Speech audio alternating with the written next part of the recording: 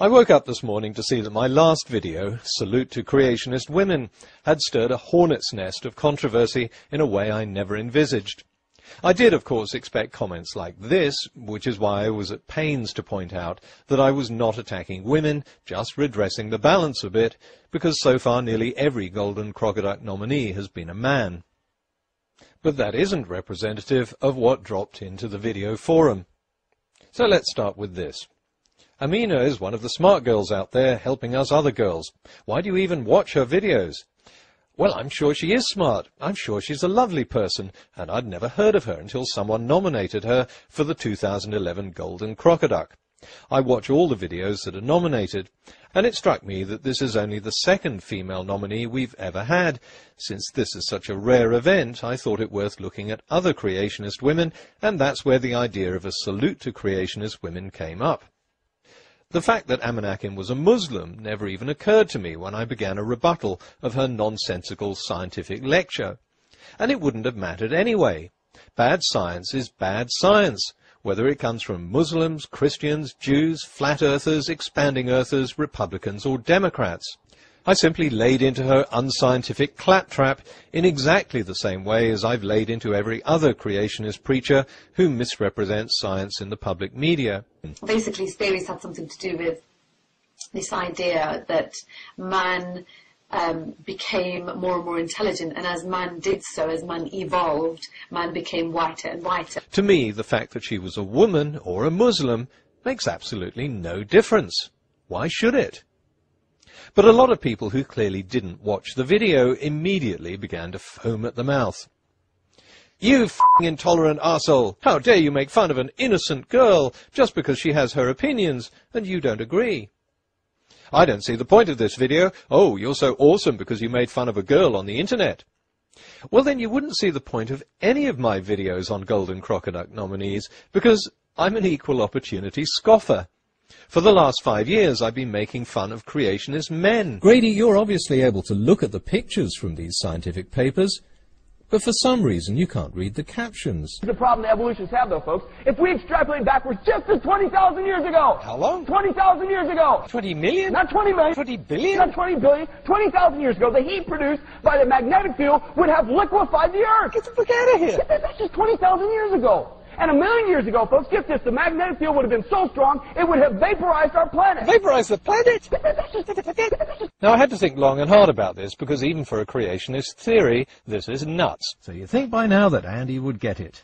Nah. Where did the chemicals come from? Where did the planets come from? How did the chemicals make all the planets? Well, Andy, if you can't be bothered to listen to the answer Aaron Ra gave you, then do what I suggest all clueless creationists do and check out the library room at your local primary school. I want to be kind to Kirk Cameron rather than suggest that half his brain must have been sucked out in a freak vacuuming accident. Occasion, I should find new life inside.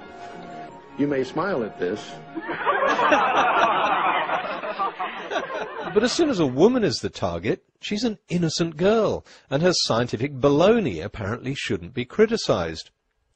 I don't hold back because of someone's gender or religion, and I don't see why she's any more innocent than Ken Ham, Peanut Butter Man, or Crocodile Boy, who, like Amanakin, choose to preach science on the internet.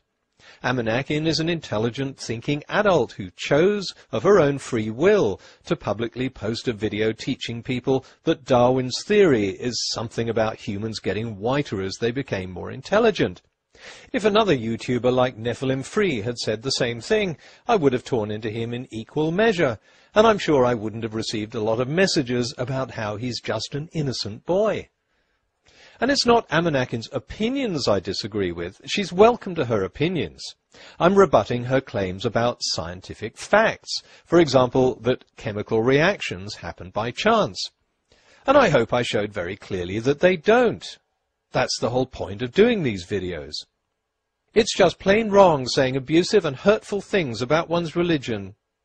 Oh, obviously I Love Geneva Lane didn't watch the video, but that's no surprise. Nothing in the video said anything abusive or hurtful about Islam, just as none of my other videos say anything hurtful or abusive about Christianity. What I go after are misleading scientific claims and the preachers who teach them.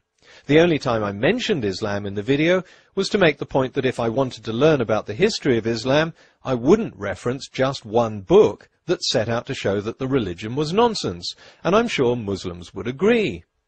We're allowed to believe whatever we want. I suggest the whiners watch the video before commenting, because you're beginning to sound a bit stupid. If you watched it, maybe you would have heard this. Of course, you can say that at the beginning of time, an invisible being dictated that this is how atoms should interact.